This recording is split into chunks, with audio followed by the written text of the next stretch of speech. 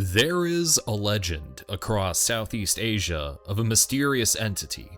No one knows where it came from, but those who've bared witness could only describe the creature as a humanoid figure, one seemingly covered in some thick, black liquid, almost like some sort of grease or soot, and stalks through the night with the appearance of an oily man.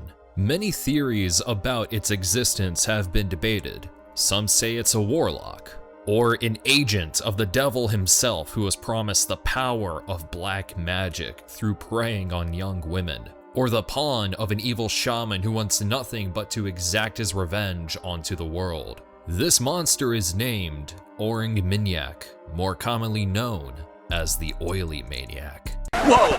Is that blackface, dude? Film can be a very powerful language, and an effective way to immortalize such myths and tales. There have been plenty of movies about the Oily Maniac, the first being the Oily Man trilogy from Singapore that ran from 1958 to 59, directed by L. Krishnan and P. Ramlee.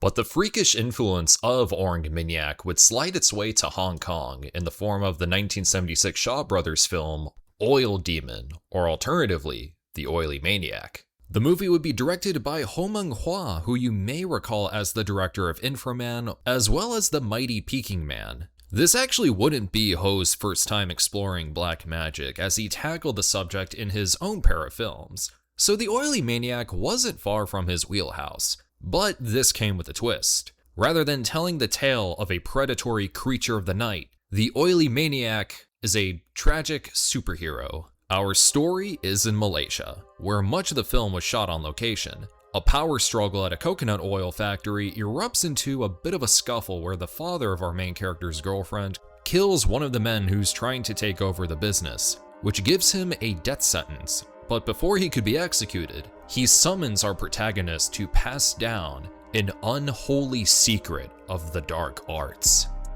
And then he just goes to work. This is our hero Shen, a law assistant played by the legendary Danny Lee. Lee was also the star in Inframan and Mighty Peking Man, but fans of Hong Kong cinema will certainly know him from Ringo Lam's City on Fire and John Woo's The Killer. Shen is in a relationship with Yue, played by Shaw Brothers regular Chen Ping. The death of her father has put an emotional strain on their relationship, as does Shen's polio. This is a very crucial component to Shen's character, as it is to signify his utter powerlessness, because it turns out the law firm he works for is tied to various criminal acts behind the scenes, and Yue ends up cheating on him because he has polio. Though good for her, because Shen turns out to be a total incel. But while Shen's daily life may be hell, at night, unspoken horrors begin to unfold as he succumbs to the dark arts, transforming his body into the powerful, unstoppable, oily I know what you're thinking. What the hell am I looking at? Well, as ridiculous as it may look, seeing that it's very clearly a guy wearing a heavy coat covered in prosthetics, this is actually a pretty cohesive, dare I say, memorable design. Sure, they'll be based on the fact that it's very goofy, but that's what also makes it so endearing to look at. To think this is supposed to be some horrifying freak of nature, instead you're just laughing at the fact that the living manifestation of oil is going around killing bad guys. For better context, Shaw Brothers produced over 200 films in their lifetime. Though as they peaked in the 60s, the 70s were an entirely different story, as they completely declined more towards exploitation, largely due to the fact that they severely oversaturated the film market to near total collapse. But as we know, statistics are just guesses with math degrees, so the Oily Maniac is the result of what happens when you couldn't care less about what you were making. It may as well literally be shit thrown at a wall. It's so cheap that it's genuinely admirable. The Oily Maniac slips and slides through the night, prowling through the empty streets to unleash his greasy wrath upon rapists and more rapists, a whole gang of them even. Something is up here. While he's oiled up, Shen's polio is gone, but only temporarily. Like Ultraman, the Oily Maniac has a time limit before he ends up reverting to the Polio Maniac. But unlike Ultraman, the Maniac's heart is exposed. This is important for later. And the way the Maniac gets around is actually kind of an interesting effect. Granted, it's very dated, but kind of a creative way to save on budget as he reduces himself to a living puddle. Watch out, if you're not careful, the oily Maniac will get his freak on when you least expect it. Actually, I guess Shen's polio isn't too life-threatening, because when he's preparing for his ritual to become the oily Maniac, he's swinging a pickaxe into the ground like it's nothing. Did his body just forget that he has polio? What does it mean when Morbius has a more medically accurate depiction of polio? Okay, now that's a movie. Morbius versus the oily Maniac. Even the cinematography feels like it's been smeared with grease, as some scenes will have this weird bloom, and the editing is so choppy to the point where it's like characters are teleporting and breaking continuity, and scenes will just end and move on without any progression or fluidity. Is this the oiled up version of a Hideaki Anno film? Instead of Ritual, am I watching Petrol? And is that the Jaws theme? Stay away from the waters, there's an oil crisis. As you can tell, the oily Maniac is the epitome of cheesy, exploitative schlock. It is the answer to what happens when you give a cast of genuinely great performers a script that is just absolute sleaze. The film was written by Chua Lam, and despite being primarily a producer and also a columnist and food critic, The Oily Maniac is his only film writing credit. This is also a film that completely struggles with not only its tone, but intent. Obviously, the black magic that brings life to the oily Maniac is depicted as a power nobody should have. But here's the thing, we're already supposed to feel sympathetic for Shen because of everything he's dealing with at the beginning.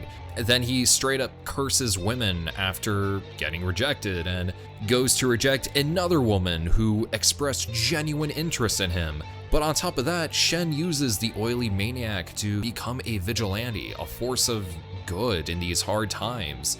He kills rapists, but he's punished for it, as the climax involves him fighting criminals and police. I guess it's because he's killing his victims and killing is bad, I guess, but what kind of statement is being made here?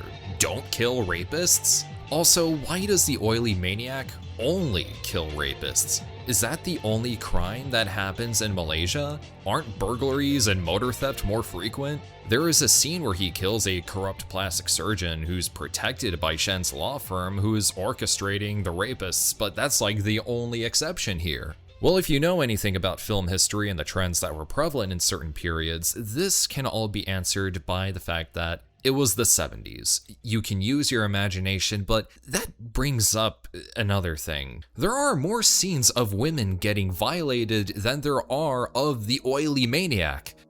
Is this supposed to be sexy? And in case this movie's treatment of women couldn't get any more tasteless, the rapists actually go after Yue not once, but twice. First, they're stopped by the oily Maniac, but the second, they actually succeed, and as a result, Yue kills herself. Like, yeah, it's an awful scene by design, or this movie I should say, but I want to watch Danny Lee oil up some bad guys, not watch an innocent woman get tortured to suicide. I will say, whenever the oily Maniac does appear, I can't lie, it's a treat. Just look at him go. Almost makes you forget everything I said about this movie. He's pretty strong too, like he's crushing skulls left and right. Put him in a room full of bad guys with Sonny Chiba from the Street Fighter. I want to see something real quick. The Maniac is seemingly invincible, however, bullets seem to do the job, but only for a moment as Shen actually retreats and miraculously develops a countermeasure to this.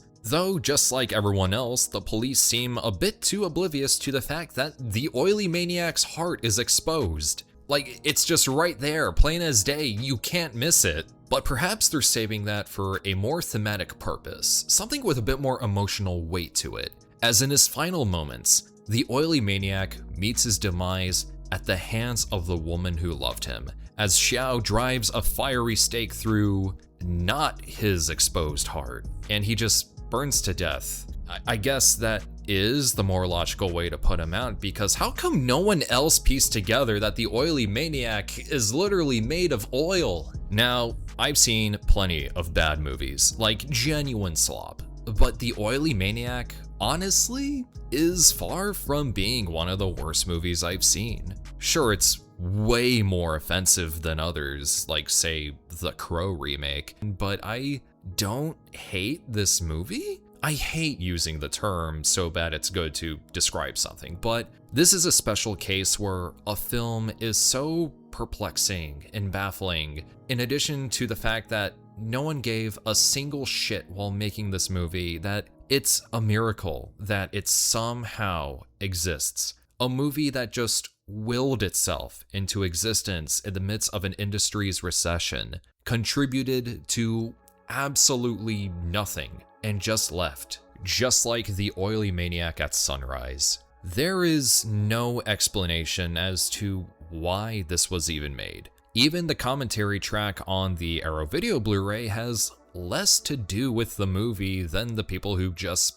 happened to work on it. Like, what do you mean Yoon Woo Ping and Corey Yun are in this? No disrespect, by the way. I imagine it's hard to talk about this movie for an hour and a half. The movie even has a cult following and a limited edition action figure which goes for ridiculous aftermarket prices. Is it bad to say that it kinda won it? So, yeah, The Oily Maniac. Just like the legend itself, no one knows why it exists. It's just here, and there's nothing we can do about it. Kinda like how we're not sure why Titanious exists. Yet I wrote it anyway, and I'm currently working on the 3rd book. Watch it if you want, I guess, or don't. I can't tell you what to do. Or watch Inframan instead, or my video on it. Okay, fine, I'll say it. Hell nah, bro, what is this Diddy-ah movie?